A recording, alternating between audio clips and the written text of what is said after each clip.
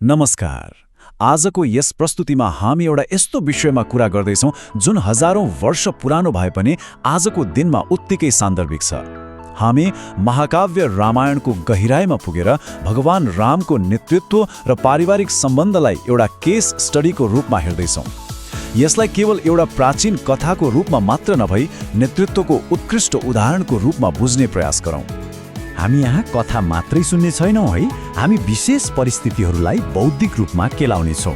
भगवान रामले कठोर राजकीय कर्तव्य र गहिरो व्यक्तिगत करुणा बीचको त्यो अत्यन्तै कठिन सन्तुलनलाई कसरी व्यवस्थापन गर्नुभयो भन्ने कुरा यसमा हेर्नेछौँ। हामी मुख्य रूपमा यी 5 कुराहरूमा केन्द्रित हुनेछौँ: सिद्ध नेताको भार, भ्रातृत्व र वफादारी, सीमान्तीकृतहरूप्रति करुणा, युद्धमा सम्मान र आदर, र व्यक्तिगत चाहना भन्दा माथि कसरी कर्तव्यलाई राखिन्छ भन्ने कुरा। ल, अब हाम्रो पहिलो विषयबाट सुरु गरौँ। सिद्ध नेताको भार, कर्तव्य र हृदय बीचको सन्तुलन।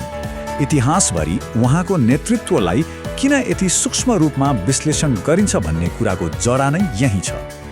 रामलाई पुरुषोत्तम भनिन्छ नि, होइन? यसको अर्थ हो सर्वोत्कृष्ट पुरुष वा नेता, जसले आफ्नो व्यक्तिगत स्वार्थ र चाहनाभन्दा जिम्मेवारीलाई सधैँ माथि राख्छ। यो कुनै साधारण उपाधि होइन क्या, यो त एउटा एकदमै कठोर जीवनशैली हो। यहाँनिर सबैभन्दा चासोको कुरा के छ भने नि, उहाँले भोगेको त्यो निरन्तरको तनाव। एकातिर परिवारप्रतिको अथाह माया छ, एक असल पति, एक असल दाजु, अनि अर्कोतिर राज्यको कठोर, कुनै गल्ती माफ नगर्ने नियम। साँच्चै भन्ने हो भने यी दुई बीच सन्तुलन मिलाउनु भनेको फलामको चिउरा चपाउनु जस्तै थियो। यो समय रेखा हेरौँ त, राज्य त्यागदेखि लिएर 14 वर्ष लामो वनवास, अनि त्यो भीषण युद्ध र वनवासपछि पनि व्यक्तिगत खुसीको त्याग। उहाँको जीवनभर एउटै कुरा दोहोरिएको देखिन्छ: आफ्नो सुख सुविधा छोड्ने र कर्तव्यलाई समात्ने। आफ्नो सम्पूर्ण जीवन नै त्यागको एउटा श्रृङ्खला कसरी बन्यो भन्ने कुरा यसले प्रश्न पार्छ। अब लागौँ हाम्रो दोस्रो खण्डतर्फ, भ्रातृत्व र अटुट वफादारी, विश्वासको जग। उहाँको पारिवारिक गतिशीलता र अपार व्यक्तिगत त्यागहरूले कसरी भाइहरूबाट अटुट वफादारी प्राप्त गर्यो भन्ने कुरा बुझौँ। एकपटक विचार गरौँ त, जब सौतेनी आमा कैकेयीले 14 वर्षको वनवास मागिन्, उहाँले एक शब्द पनि उल्टो जवाफ फर्काउनु भएन। आमा बुवाको वचन उहाँको लागि पत्थरको अक्षर जस्तै थियो। भोलिपल्ट राजा हुने मान्छेले बिना कुनै हिचकिचाहट राजमहल छोड्नु पक्कै पनि चान्चुने कुरा थिएन। रघुकुल रीत सदा चलिआई, प्राण जाए पर वचन न जाए। यो भनाइ त हामी सबैले सुनेकै छौँ, जीवन जाओस् तर वचन न जाओस्।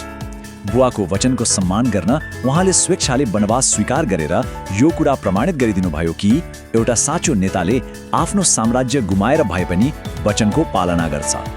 वचनको पक्का हुनु नेतृत्वको आधारभूत गुण हो।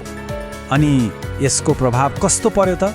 रामको यो निस्वार्थ त्यागले उहाँका भाइ भरतमा यस्तो गहिरो समर्पण जगायो कि भरतले राजाको मुकुट लगाउने अस्वीकार गरे। दाजुको खराउलाई सिंहासनमा राखेर एउटा सेवकको रूपमा मात्र राज्य चलाए। पारिवारिक एकता र विश्वासको योभन्दा ठूलो उदाहरण अरू के नै हुन सक्छ र? यसले हामीलाई तेस्रो खण्डमा ल्याउँछ: सीमान्तकृतहरूप्रति करुणा, उत्कृष्ट टोली निर्माण। राजकीय वैभवबाट वञ्चित भएर दरबारको पर्खाल बाहिर रहँदा उहाँ कस्तो प्रकारको नेता हुनुहुन्थ्यो त?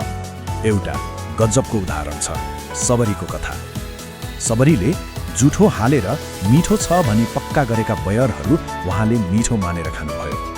कुनै राजकीय भोजनका नियम वा सामाजिक वर्जनाहरूको पर्वाह नगरी उहाँले केवल सबरीको शुद्ध निस्वार्थ प्रेमलाई प्राथमिकता दिनुभयो। यो एकदमै ठूलो नम्रताको प्रतीक हो। उहाँको अर्को खुबी भनेको एकदमै विविधतायुक्त र वफादार टोली बनाउन सक्नु थियो। राज्य गुमाएका सुग्रीवलाई साथ दिनेदेखि जटायुको बलिदानको सम्मान गर्ने, हनुमान र वानर सेनामाथि पूर्ण विश्वास गर्ने, र यहाँसम्म कि एउटा सानो लोखर्केले पुल बनाउँदा गरेको मद्दतलाई पनि उत्तिकै कदर गर्ने। एउटा महान लक्ष्य प्राप्त गर्न हरेक सानोभन्दा सानो प्रयासको पनि कति महत्त्व हुन्छ भन्ने कुरा उहाँले बुझ्नु भएको थियो। अब पालो हाम्रो चौथो खण्डको, युद्धमा सम्मान र आदर, नैतिक युद्ध। आफ्नी पत्नी सीताको उद्धार गर्न रावण विरुद्धको क्रूर युद्धमा धकेलिँदा यो करुणा कसरी रूपान्तरण भयो भन्ने कुरा सबैभन्दा महत्त्वपूर्ण छ। युद्ध गर्नै पर्ने अवस्था आउँदा पनि उहाँले नैतिकता छोड्नु भएन। उहाँले एउटा स्पष्ट नियम पालना गर्नुभयो: पहिला अंगदलाई शान्तिदूत बनाएर पठाउनुभयो ताकि रक्तपात नहोस्। जब शान्तिको कुनै विकल्प रहेन तब मात्र युद्धमा जानुभयो र अचम्मको कुरा त के भने शत्रुलाई पनि पूर्ण सम्मानका साथ व्यवहार गरेर युद्धको अन्त्य गर्नुभयो। हेर्नुस् त, जब रावणकै आफ्नै भाइ विभीषणले आफ्नै रगतभन्दा सत्यको बाटो रोजेर रामको शरणमा आए, रामले उनलाई बिना कुनै शङ्का तुरन्तै आश्रय दिनुभयो। यसले के देखाउँछ भने उहाँको लागि राजनीतिक सिमाना वा शत्रुताभन्दा पनि सत्य र न्यायको बाटो धेरै महत्त्वपूर्ण थियो।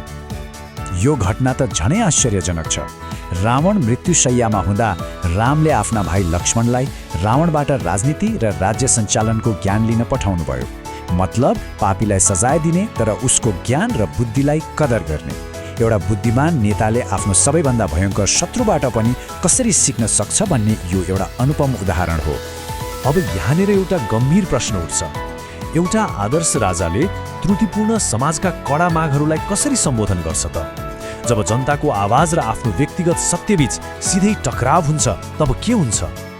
यही प्रश्नले हामीलाई हाम्रो अन्तिम खण्डमा ल्याइ पुर्याउँछ। व्यक्तिगत चाहनाभन्दा माथि कर्तव्य, परम बलिदान। युद्धपछिको हृदय विदारक परिणामलाई हामीले वस्तुगत रूपमा हेर्नै पर्छ। युद्धपछिको यो घटना एकदमै हृदय विदारक छ। रामलाई आफ्नी पत्नी सीताको पूर्ण पवित्रताको बारेमा राम्ररी थाहा थियो, तर नागरिकहरू बीच फैलिएका हल्लाहरूले गर्दा उहाँले एउटा अत्यन्तै कठोर निर्णय लिनु पर्यो। आफ्नो हृदयको टुक्रालाई भन्दा राज्यको सामाजिक व्यवस्था र राजाको कर्तव्यलाई माथि राखेर उहाँले सीतालाई वनवास पठाउनुभयो। पुरुषोत्तम हुनुको सबैभन्दा ठूलो र दर्दनाक मूल्य सायद यही थियो। कोही पनि कहिल्यै आफ्ना जिम्मेवारीहरूभन्दा माथि हुन सक्दैन। यो भनाइले नेतृत्वको एउटा तितो सत्यलाई उजागर गर्छ। मुकुट भनेको सजावटको वस्तु होइन, यो एउटा गहरो भारी हो। साँचो नेताका व्यक्तिगत भावना र चाहनाहरू सधैँ सार्वजनिक कर्तव्यको अधीनमा रहनै पर्छ। समग्रमा भन्नुपर्दा रामायणले सिकाएको रामको नेतृत्व कस्तो थियो त? चरम नम्रता, आफ्नो टोलीलाई सशक्त बनाउने खुबी, जस्तोसुकै मूल्य चुकाएर भए पनि वचनको पालना गर्ने अठोट र कर्तव्यको त्यो गह्रौँ भारी बोक्ने साहस। साँच्चै भन्ने हो भने सफल र आदर्श नेतृत्वका चिरस्थायी आधारस्तम्भहरू यिनै हुन्। अन्त्यमा हामी सबैले मनन गर्नुपर्ने एउटा गहिरो र सोचमग्न बनाउने प्रश्न यहाँ बाँकी रहन्छ। के सर्वोत्कृष्ट नेता बन्ने हो भने आफ्नो व्यक्तिगत खुसीको पूर्ण बलिदान दिनै पर्ने हुन्छ त? के कुनै नेताले आफ्नो हृदयको आहुति नदिकन जनताको लागि पूर्ण रूपमा आदर्श बन्न सम्भव छ? यो एउटा यस्तो प्रश्न हो जसले आज पनि नेतृत्वको अर्थ खोज्ने जो कोहीलाई घचघचाइरहन्छ। आजको यस प्रस्तुतिमा हामीसँगै जोडिनु भएकोमा धेरै धेरै धन्यवाद।